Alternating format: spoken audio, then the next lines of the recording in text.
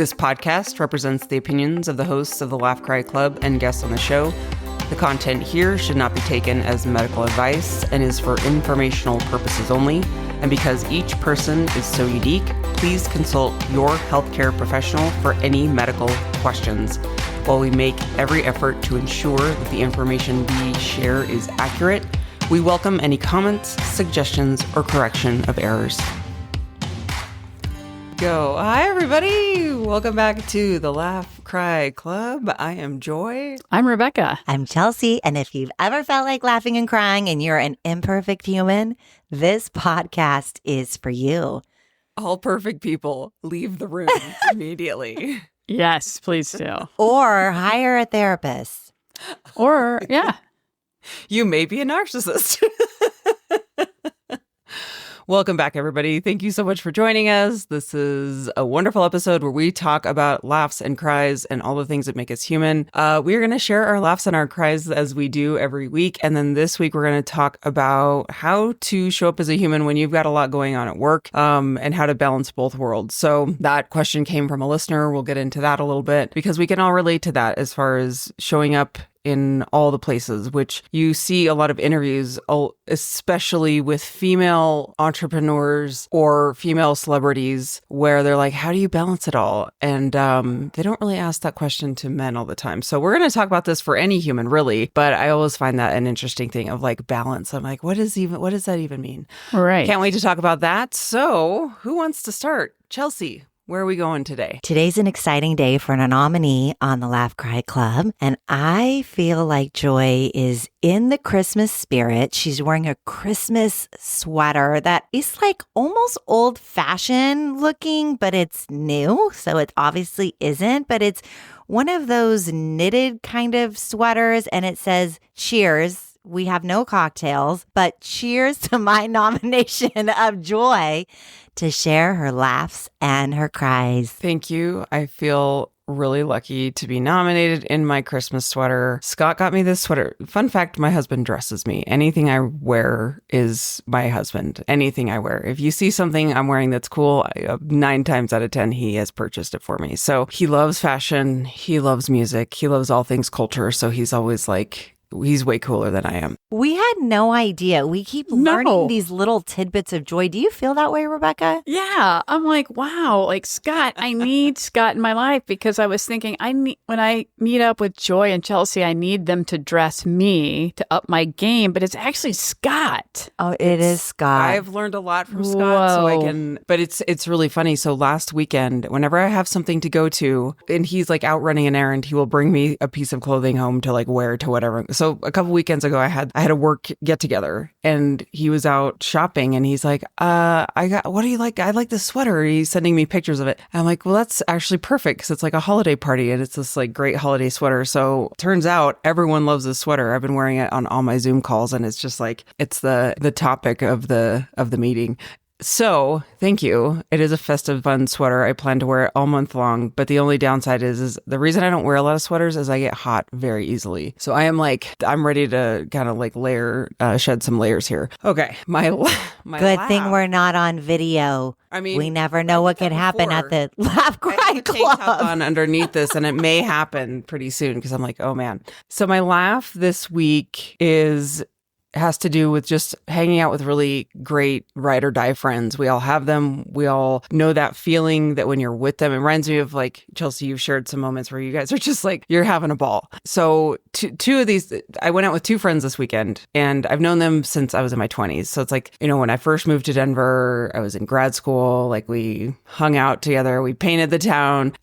So we have just such good, fun stories and like that. Every time you see each other, you just start laughing. It doesn't matter what it is. So we're talking, we were talking about life and relationships, and 2 of them are dating people. We were talking about living. That's what it was. Living with someone. They were like, oh, I don't know if I want to like live with this person. We've talked about it and I don't know, like, I'm just so like, want my alone time. And I was like, yeah, that's how I was. Like, I shared with them how hard it was when I first got married. It took me like a good 5 years years to like settle into being a partner to someone. Like I like fought it way harder than I needed to. And so we kind of joked about that. And she was like, yeah, how do you like live with someone? You know, they both lived with people before, but basically like the longevity, because we've been married for 16 years now. So she's like, how do you make it work?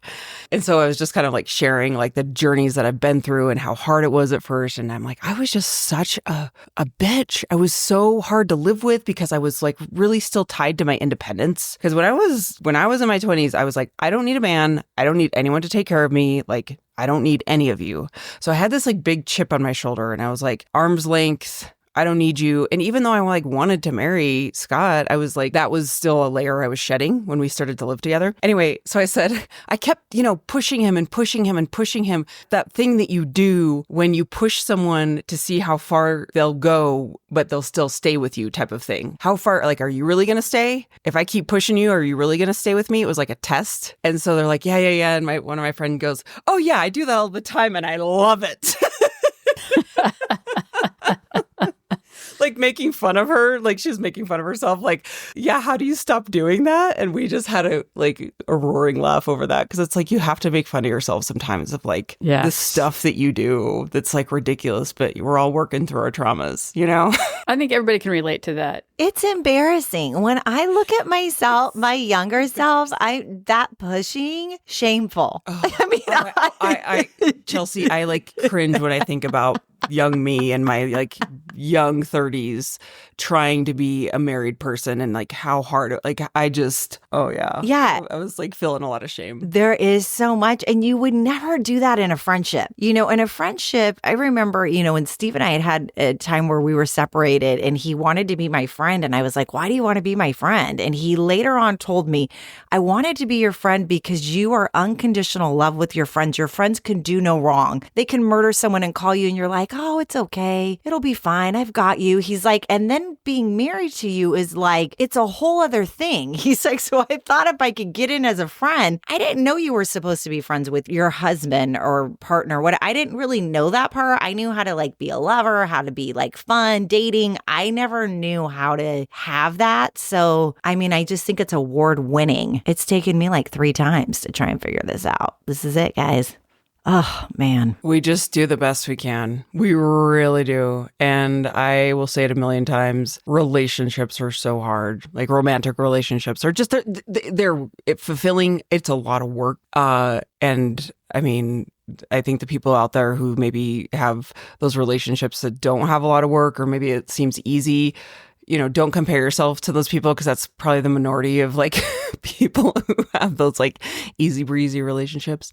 Anyway, okay, so my cry this week was not so much of a cry, but it was one of those rage moments that Chelsea had last week, where you were referencing how you were on the Apple Pay and you were like trying. That was 2 weeks ago, the Ray-Ban incident. You ordered all the Ray-Bans and you just had this. I was like, wow, I'm going to tell this story because it was a rage and it was so unnecessary. But it happened, and call it hormones, call it what you want. I was driving to run an errand, and I live in this new development, and I was going to get a can of paint. That's exact. So I was on this timeline because I've been painting all the past 2 weekends. I've devoted to painting this office, right? And I was like, I really want to get this done. And I was just getting so tied up in the details and like making every little line perfect. And so I needed another gallon of paint to get it all done.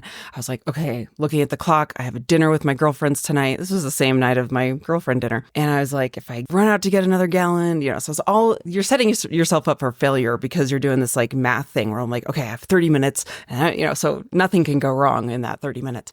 So on my way back, I'm going back to my neighborhood, and because it's a new development, there's a lot of moving trucks all the time. There's a lot of construction trucks. There's a lot of trucks. There's a lot of rocks being dumped everywhere, so I'm weaving up I live up on a hill, and I'm weaving up my street, and there's a moving truck, and there's landscaping on the other side. There's a moving truck on the left. There's landscaping piles of like dirt and rocks on the other side. And then right smack dab in the middle is a delivery truck delivering washers and dryers and fridge. So the whole road was blocked? The whole road was just blocked with trucks. And the guys were just like you could pull up. Anyway, Oh my God. they were unloading washers and dryers, and the washers and dryers were in the street. So it was like they were just loading them onto the street and just cutting the boxes like it was a Sunday afternoon. No. I'm raging right now for you. Rebecca's with me. Okay, good. I'd be like, just you need cutting to the boxes, get these shit out of the road. And I pull up and I go, you got to be bleeping kidding me, is what I say to myself. I'm looking at them and I'm like doing this like annoyed, like staring at them. They don't give a rat's ass. No, and they are don't. looking at me like, sorry, not sorry. The movers are moving their things. And then the guys that are delivering the washer and dryer just stay right there. And I'm like, just seething. I'm like, no way. So I flip around because there is a back way to get to my house, but it's not on the map yet because it's a new development. So I'm like, okay, I'm going to try to do this from memory because you have to like wind around this other road. I got lost. Okay. So I'm pissed because I'm like, you got to be kidding me. I'm trying to get this painting done. So I am like flipping out. And I'm like, okay, so I got lost and I'm like, fine, I'm going to turn around and they better be gone by the time I get back. So I tried to get back the back way and failed. But I'm like, okay, by the time I get back, they're going to be gone. Like those, I was like trying to manifest this. And guess what? When I got back, they were still fucking there. It's oh no. Oh no. You know what, Joy? I'm feeling like the universe was speaking to you and you weren't really wanting to hear the answer. 100%. which was slow down and chill out. You need to chill out and relax. Yeah. Like you don't. And it was funny because after that, so basically what happened is I honked at them. Yes, you did. I was like, come on. did they move? No, because there were so many appliances in the middle of the road. I was like, they're not going to move. So finally, I turned around and I called my husband because he was like running errands too. I'm like, I'm so pissed. He goes, okay, he led me home. He's like, here's where you got to go because he knew the back way. He's like, the same thing happened to me last weekend. He's like, it's so annoying. And it was really cute because he basically said what you just said, Rebecca. He's like, the painting doesn't need to get done today. Like you can just go take the dogs for a walk. Like he's trying to talk me off the ledge. Well, right. And then it turned into an adventure, right? It was like Hansel and Gretel. He was dropping the breadcrumbs for you. And it was an adventure. And then you know what? I thought of that. I was like, you know what? I'm going to take this sign from the universe that I don't need to get it done today. Your type A does not need to kick in. It's a weekend. If you don't get it done today, fine. So it was just like, but my rage was real intense. Yeah. Wow. I could keep talking about this forever. There's so many things I would have done in this situation There's too. like such a deep dive here between the relationship cohabitating and the rage. I'm like, do we have time to answer the listener's question? Because I feel like Could there's we go into that so even more? many- Yeah. I mean, We may need to. we can put a pin in it, but I think we should capture this in future episodes. Yeah, we really should. I mean, the We cohabitation stuff is... And the rage when the rage. universe tells you to slow down and you're like, I'm not doing it. Yeah. When you keep going against it. Oh, Yeah. sweet, sweet, sweet, wonderful Joy. I don't know how sweet I was in that I don't day, know, but I bet you looked really good. I bet they couldn't even take you seriously because I bet your little mad face is probably still cute and you were like I doing did, the and I mad. had a cute hat on. I bet you did and I'm like sure pink lipstick or something and they're like, Oh, oh, yeah. look at this little lunatic. this cute little girl trying to honk us out of the way. Oh, okay. Can I pass it to someone? Because I want to do an introduction. Of All course. right. I'm going to pass it to my fellow rage queen because there is something just so inherently lovable about someone who understands that when you're in a moment, you just got to let it go. So I'm going to pass it to my soul rage sister, Chelsea. Well, thank you. I will graciously accept the soul rage sister compliment.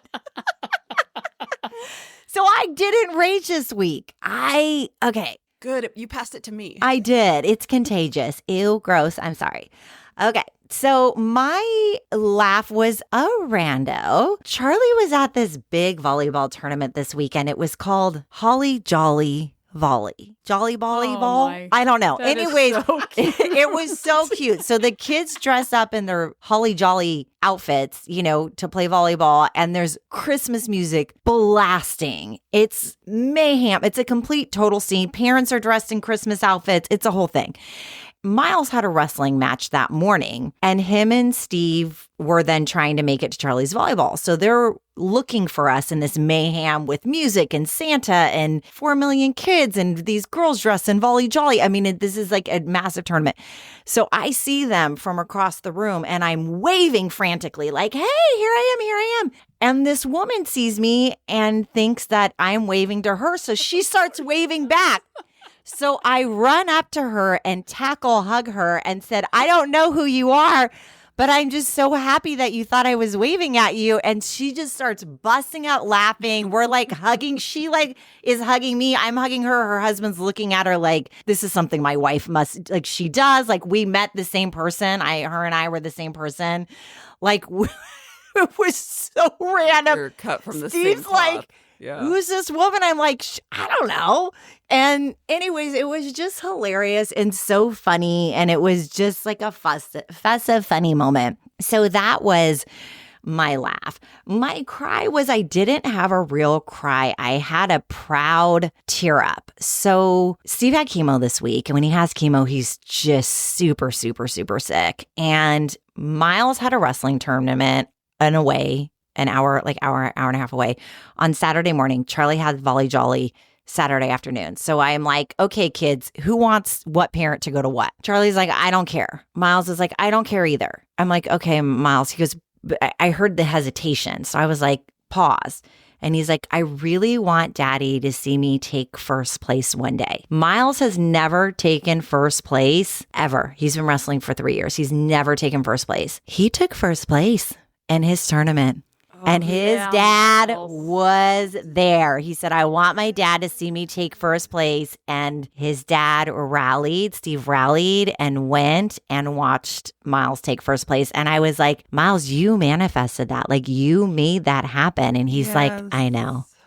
Oh, my teared up little sweet, sweet, sweet son. And just all of it was sweet. So what a fun, what a lovely weekend. That's so wonderful. It was. Chelsea, can I also say that I love that you turned a situation where someone could essentially like kind of be embarrassed that they were waving at the wrong person or, like that happens all the time.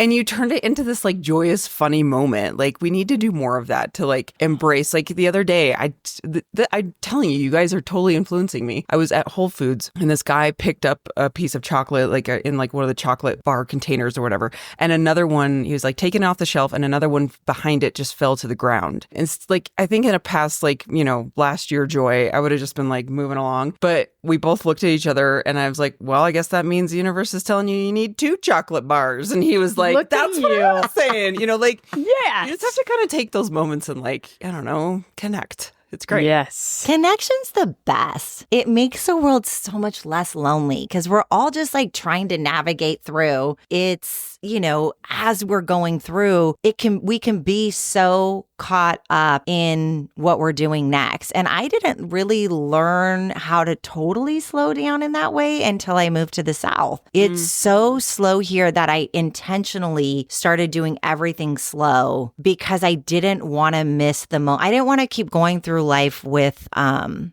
autopilot. That's how it was. And I hadn't always been that way, but I got in a bad habit of it. So it's nice to remind ourselves that like, it's what, like a second? Yeah. And 1 second. I think the fear in the past for me has been, oh, people are going to think I'm weird. But I'm like, nobody cares. Like nobody cares. Nobody's judging you. And really, if they don't want to engage, they're not going to engage. And you just like walk off and brush it off and laugh. But my experience with engaging with strangers is they always are like so lovely. And everyone's just out there like wanting to be seen. So like when you see someone and you just call it out, you kind of make light of it. They're like, yes. Because like attracts like. That's the thing is like the energy that we're carrying, that we're bringing around. I had it the other day at Target. A little girl ran up to me and hugged onto my leg and her parents were like, oh my God, I'm so sorry. And I'm like, oh my gosh, this is so wonderful. Like, and I had this whole conversation with this little kid, but I'm like, it's, people, animals feel that, kids feel that, humans feel that, and we're all weird. We're all nuts. We're all kooky. So weird. Yeah. I'm going to quote my sister. Yeah. She says, Chelsea, other people's opinions of you are none of your business. Yeah, that is true. Yeah. This reminds me, he wasn't a rando, but at our vet last week, the vet tech, I'm not really familiar with him. He came in and he was doing nails for one of our dogs. And I said, hey, what's your favorite thing about your job? And I was like, oh, why am I asking this? Like but he started a conversation, and then the vet came in and was part of a conversation. And she started talking about what she loves about it. And then like how she doesn't like to work with exotic animals. And it became this whole, and the vet was laughing. We were all laughing. It was like look, this is amazing. The energy. Yes, we totally changed the energy in something instead of a health serious cool. thing. Yeah. Well, I think on that note, we should pass it over to the energy changer shifter who's going around changing lives with pets and vets, Rebecca. Thank you. Goodness. I didn't really laugh a lot this week. I think I did, but I don't remember. Isn't that odd? I don't believe Joy you. is like, yeah. laughing. I'm 100% don't believe Rebecca. I like that you're trying to lie to us. You like that I'm trying to lie. I mean, I did have some laughs, but I can't really remember. But I did laugh because we start watching like Christmas films like this month. And so one of our movies that's a tradition is watching The Best Little Whorehouse in Texas. And some people are like Chelsea's face was like questioning, like, is that really a Christmas movie? Of course it is, because Hard Like a Candy brothel? Christmas is in it. Yeah, have you ever watched that movie? Texas With Dolly? Whorehouse? The Best Little Whorehouse in Texas. I've never seen Neither. it. Oh, okay. This is your assignment. It's a musical. Dolly Parton, Burt Reynolds are in it, among other people. Wow. Dom DeLuise is in it. It has Hard Candy Christmas song in it, and that Dolly Parton sings. So, But what's the hard candy? you don't know the song by Dolly Parton, Hard Candy Christmas?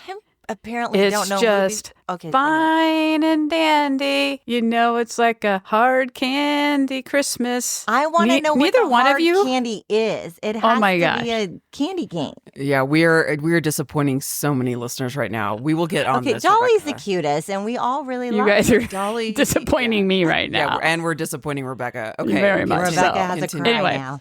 No, I have a cry now. Yeah. But it's just a great film, and it's funny, and it makes us laugh. And it's actually based on a real brothel here in Texas called the Chicken Ranch. Yeah, it's just funny because it's a brothel in Texas, and it's Texas. How is prostitution legal in Texas? It's not anymore. Well, and it wasn't legal when the Chicken Ranch happened, but people just looked past it. Yeah, they just turned They pivoted turned their away. eyes. But a lot of Or like they walked right in and closed the door. like football, like Texas A&M guys would go there a lot. The football guys would go visit the brothel a lot. My father-in-law actually told me a story where he took some Texas A&M guys to the brothel. He said he never stepped foot in it, but he stayed outside and drank beers with the sheriff, which is Burt Reynolds' character. Oh, wow. He drank Yes. beers with Burt Reynolds? Yes, he did. But anyway, it's a funny film, and it's our Christmas tradition, one of our Christmas traditions, and it was lots of fun to watch together because it's fun.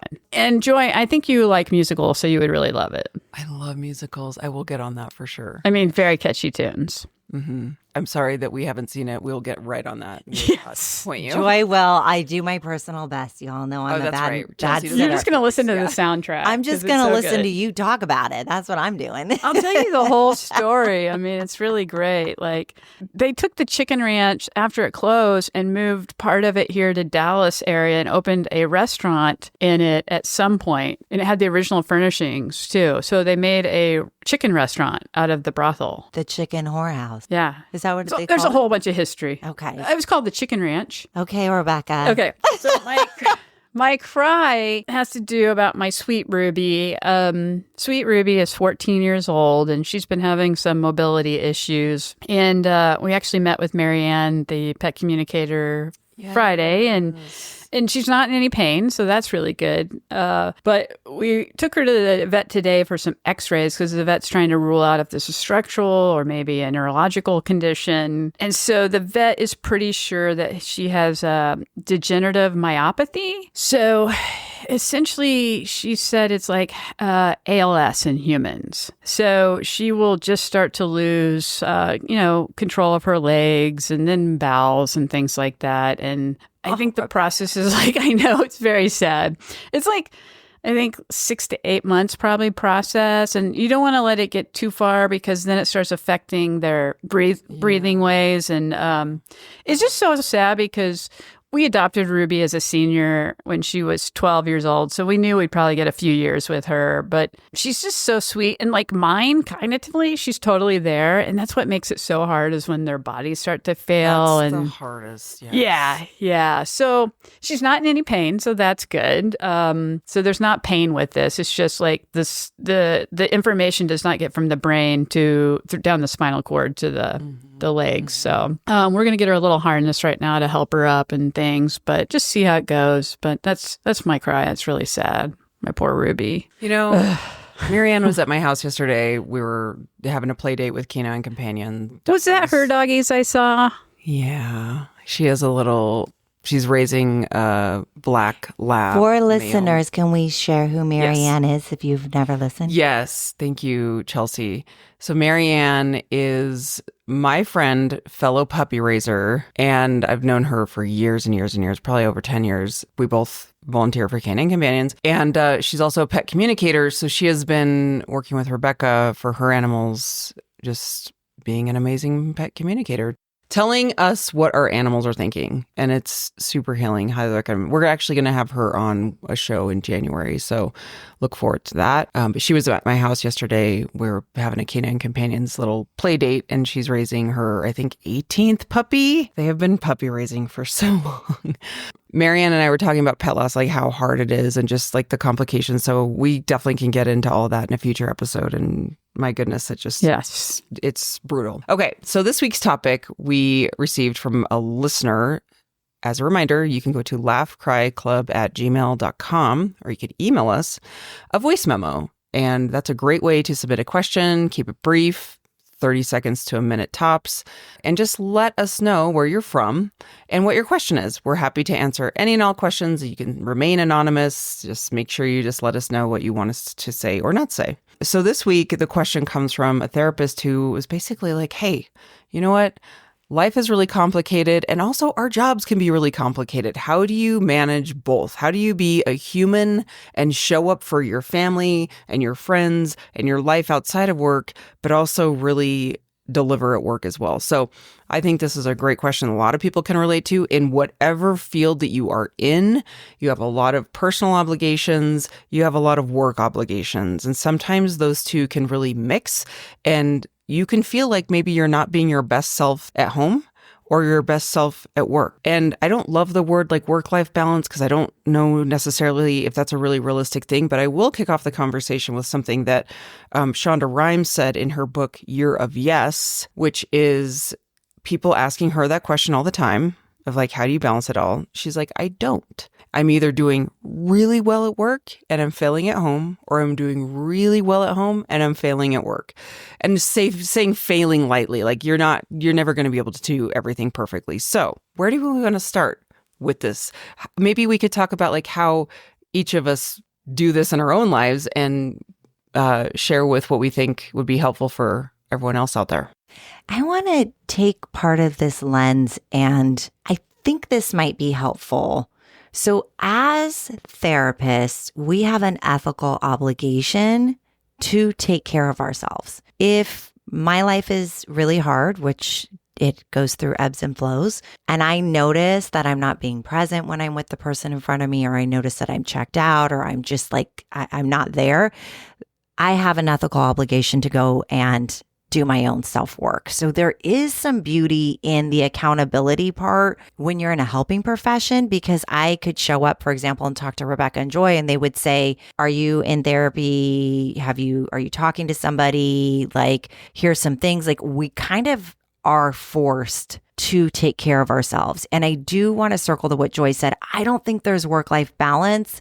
I think that work and life go together, and we have to figure out how we want to disperse our energy throughout the day. So if you're going through a hard time, your energy is going to be depleted. So I look at this as energetically. You're starting off depleted. How do you give yourself more energy throughout the day? How do you stop and pause when you're depleted from energy? So I'm going to kind of kick it off with that and throw that food for thought out to our fellow clinicians? What do y'all think? Well, the thing that came to my brain as you were talking is this also has so much to do with your work culture. Well, I'm going to speak for myself. When I was younger, I think like my first jobs out of grad school, I was so consumed with doing a good job that I was like just burning the candle at both ends because I was trying to just prove myself. Kind of got caught up in the work culture, and the place that I was at the time was like, you work 80 hours a week, you get paid 40 hours a week, you work 80 hours a week type of mentality. So that was kind of the norm.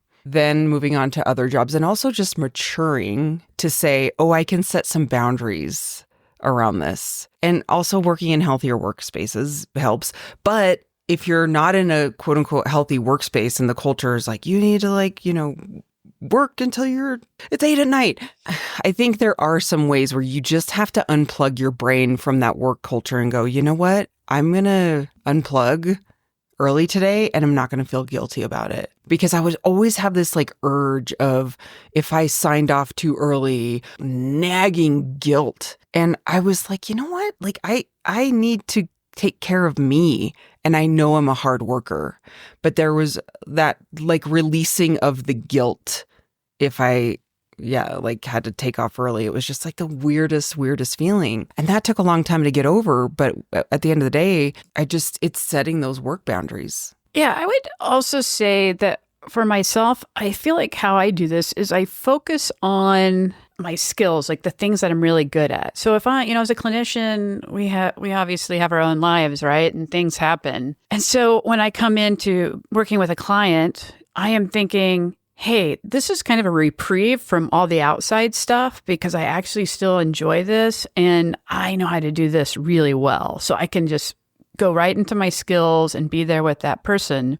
And the same thing when I leave work and I'm going to do something else, I just focus on what I do really well there too, and not try to focus on all the things that I'm not doing very well. And that helps me move forward. Rebecca, I want to add to that. So, of course, I've quoted Brene Brown several times, but we talked about the most compassionate people being the most boundaried, right? And that we can be like an infinite amount of compassion if we continue to have that. But that starts with ourselves. And so what I will do, being in the helping profession is if I notice I'm in a therapy session and I start to feel like, ooh, I'm having a judgment or I'm having something that doesn't actually align with who I am, that's a reminder for me to connect with myself first and say, wow, I'm really struggling right now. I'm going through some shit. This is hard. To then focus on the person in front of me in the most loving way possible. And then what I'll start to do is go into, there's a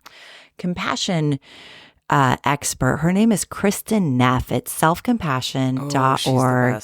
Yeah. And I will immediately take time, even if it's just 5 minutes, to do a self-compassion meditation. And that's when I know that I need to get really, really, really good at giving myself the same grace that I would give to another human being. So I need to be like, it's okay that I'm only at 50% today with, admin work or with energy, because I can be really present with the person in front of me because that's where the energy matters, right? And then when I'm done with that person, done meeting with them, then I need to come back to myself and say, okay, what do I need to do to give myself some energy to fill myself up? But it's being really gentle with yourself because we're going through hard times and we will start to judge like, oh, I'm supposed to be operating at 100%. Bullshit. There's no way you're operating at 100% when your life has been set on fire. So it's okay that you're operating at less. Just focus on the most important thing that's in front of you. It's like unrealistic expectations. Yes. And we will put unrealistic expectations on ourselves till the cows come home. On that same note of Brene Brown, I think she said something recently, or it's one of her millions of amazing talks that she was like, if you judge yourself for asking for help, you judge others for asking for help. That's right. That is true. Don't put these unrealistic expectations on yourself. I think a lot of people well, a lot of people are like high achievers in our orbit, especially therapists. Therapists are so judgmental of themselves and want to do a good job. And I think that can be really exhausting. But like Chelsea, like you were saying, we have to just pay attention to when, our cup is empty. But I would like to also offer, like, don't wait until things are real bad. Like, kind of have this like ongoing check-in with yourself of like, okay, how am I doing? I want to add something about this judgment that I think is really important because it's something I've had to work on in the past because I'm pretty self-critical. What I started recognizing is watch my judgment outward. So the moment I would see somebody and be like, wow, why are you wearing that outfit? Like, because we all have the thoughts. So the exercise for me was to watch all my thoughts and be very aware. And so I'd catch them and be like, let's find something nice and to say in our head now. Once I started doing that, then I was also being nicer to myself. So if you are finding you're judging a lot outside, try to switch it up and be in positive and nice. And then you probably will start to be nicer to yourself as well. Yeah, that's such a good point. Oh, there's an article I read years ago. This is probably 15 years ago in Oprah magazine. And it was by Martha Beck, who's incredible. If you've never read any of her books or her articles, she's a genius. I think she really is a genius. She's so smart. She wrote this article called "You Spot It, You Got It." And so if there's judgment, if you're giving out judgment, guess what? You're judging yourself for the same thing. Any flaw, and I think about this all the time, because if I have a judgment or a reaction, I'm like, oh, I'm projecting. What am I projecting here? And that says more about me than, tossing out some judgment about whatever. And that has been a very hard lesson to learn. Yeah. Because it really makes you think like, wow, I can really be an asshole sometimes. Like, what's going on with me?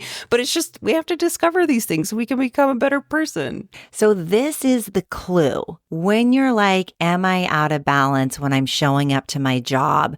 That's a clue. I'm being really judgmental. That's a clue that you are... That's a great point. Yeah, you're starting to think in a way or act in a way that doesn't actually align with who you are. And that means SOS, radical self-care. We need to start taking care of ourselves.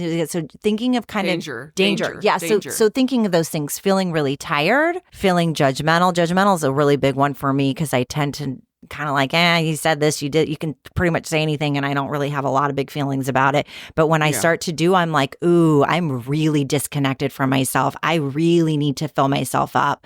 So as I would say a worker, a therapist, whatever, that would be the tip and trick, right? Noticing, we have to have awareness. Noticing, do I feel tired? Do I feel judgmental? Am I cranky? Am I irritable? Am I snapping at people? Am I normally talking in meetings, but I'm shutting down? Am I daydreaming? Like starting to pay attention to the clues that you're vulnerable because life is hard and now it's starting to come into your workplace.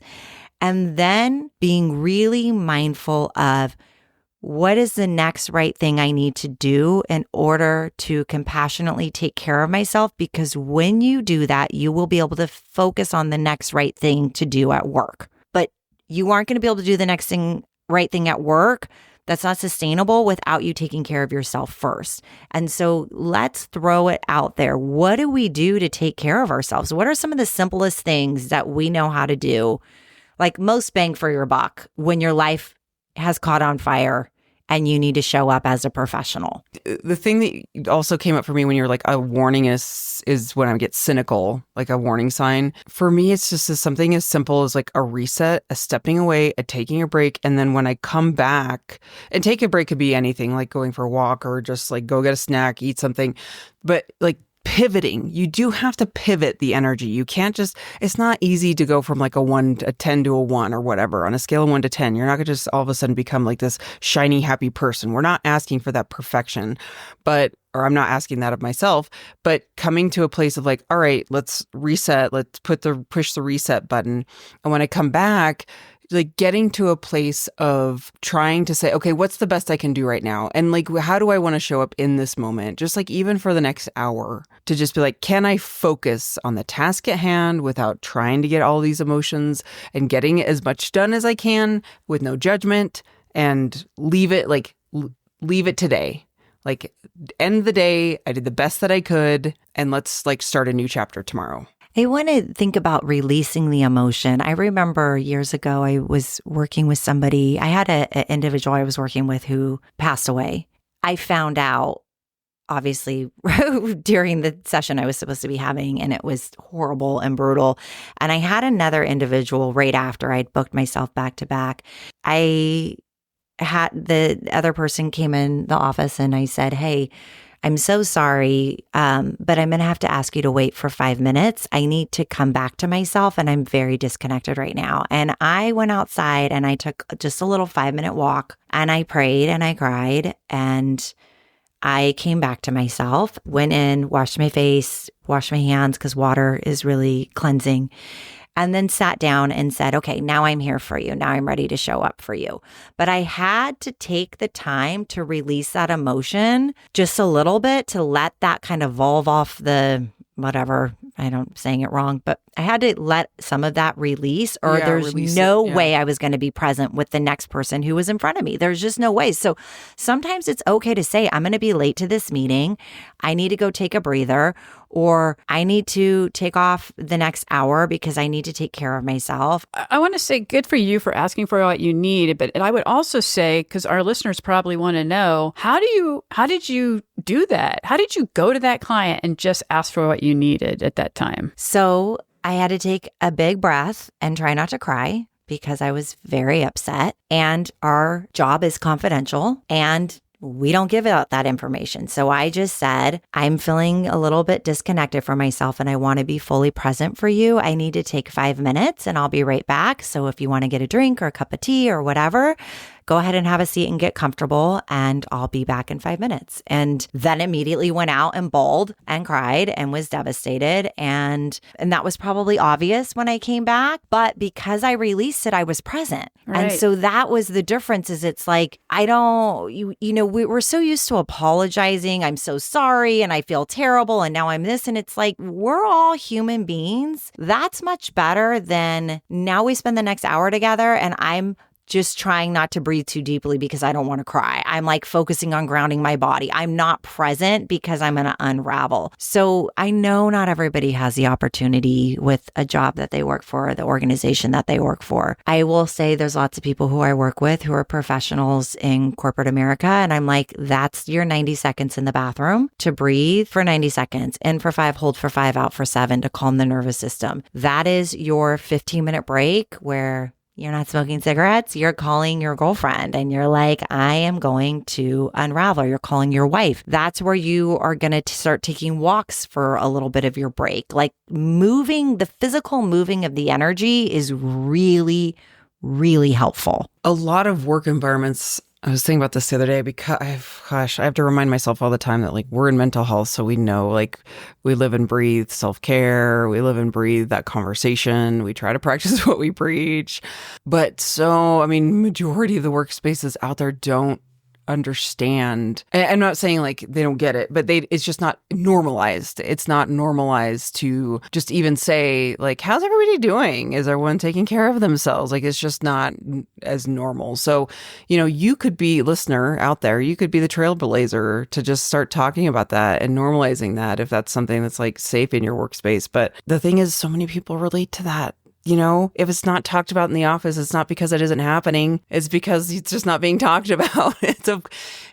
One thing I've learned as a human is if you are feeling it, guarantee you someone else is feeling it as well. So never doubt that you're the only person thinking it or feeling it. This kind of reminds me of something that a supervisor once shared with me when I was in my original training and I was working as a school-based clinician. And I think this listeners that asked this question may also work with kids. And this goes for anybody. You don't have to be a therapist. But they said to me, because I was worried about I'm having my own stuff. It's really hard for me to show up for these sessions. And they said, "You're never going to be 100% all the time because that's impossible. Rebecca, when you go into this session with these kids, and even if you're at 50% that day, that is more than they're getting from many of the other adults in their life. And they won't even recognize that you're not 100%. And so I've just carried that with me into other parts of my life and I think our listeners can carry this too, that it doesn't matter what your job is, that you're never going to be 100%. Maybe you're 50% is better than zero, and people are probably not going to even recognize it. You recognize it because you know your energy, but maybe you're still working. Other people don't even notice. So you got to cut yourself some slack and just say, okay, maybe tomorrow I might be 60% then, or it may take you weeks or months to get back to where you were because you're going through a hard time. And that is okay. It's part of the human experience. It's okay. And that's what we're about. Yeah, I think we can The wrap up on that. Oh, The human experience. and it's okay. It's okay to have your Yep. life exploding and still have to go to work and make a living. You're gonna be okay. Yeah. We You may always not get feel through. like it. We do always through. get through. It's like Glennon Doyle says, we can do hard things. Yes. We were meant to do hard things. I said that to my kids Yes. after Steve was diagnosed with cancer. We were meant to do really hard hard things. things. I Mhm. always like to say, look at your track record too. Like, look what you've done already. I also True. say to clients, look what you've done so far. I mean, you've done a lot of hard things. Like this is a cakewalk. Not really. Sometimes it doesn't feel like a cakewalk, but like, look at your track record. You are doing it. You're doing life. So we're so glad you're here. Okay. Yes. And it's not the kind of cakewalk that you win the cake. No. That's like a fun one that's like has some song is and a fun dance in thing. it. This is more of like the cakewalk where you're like, is there cake? I'm not sure. But you're holding on to hope that one day you're going to sit and pig out on a nice fat or it piece might of not be cake. gluten-free cake, and that's a bummer. Cakewalks always freaked me out. I hated them. I love it, and I love to win a cake. Oh, this is where like my insecurity as a kid came in because I hated the thought of losing. I hated the thought of like being the one where you're like standing there and like you don't have And you a got seat, smashed like, out of the chair. Oh, yeah. I guess I've never really been on a cakewalk. Oh my then. gosh, we did so many. I love a cakewalk. Oh, God, my anxiety just. Ugh. Okay. So What are we talking about? What's our next week? next week, we're talking about what everybody loves is change. We're talking about changes. Changes. So if you are someone who like doesn't like change, or maybe you're like, I go with the flow with change. We're talking about how to handle change, how to navigate change, big changes, small changes, what it says about us really, like when change happens. So that's what we're going to go into next week. If you want to ask more, or if you want to weigh in, you could email us laughcryclub at gmail.com. We love to hear from you. We also talked last week about the 30 days of news. So if you're interested in participating in that in January, email us laughcryclub at gmail.com. Go back to the previous episode if you don't know what I'm talking about. And as always, you can follow us on social media. But really, friends, we are just so grateful that you're listening and supporting our podcast, and keep giving us the 5-star reviews. Share with a friend. That is the best way to support us. It's the best Anything gift you else? can give this season. It is the Share our best podcast gift. with other people. Yes. Mhm. And The it's gift of free. love. It's free. Oh my gosh. And how And it's worth $1 million. sweet is that to think of? Oh my gosh. If we imagine our listeners each hitting share, that's like so many gifts. So many gifts. And we love So gifts. many. Yeah. So just know that Aw. you're It's like a gift sharing exchange. a really Oh my nice God, it gift. is a gift if you say, exchange. hey, friend, this episode, I think you'd really love it. I'm just visualizing the click of the gift. I'm going to do a click noise for us to end. When we wrap up, it's going to Okay, be ready? 1, 2, 3. That's it. 5 clicks. 5 5-star times. reviews. Thanks, friends. See you ya. next week. Bye. Bye. That's life, baby.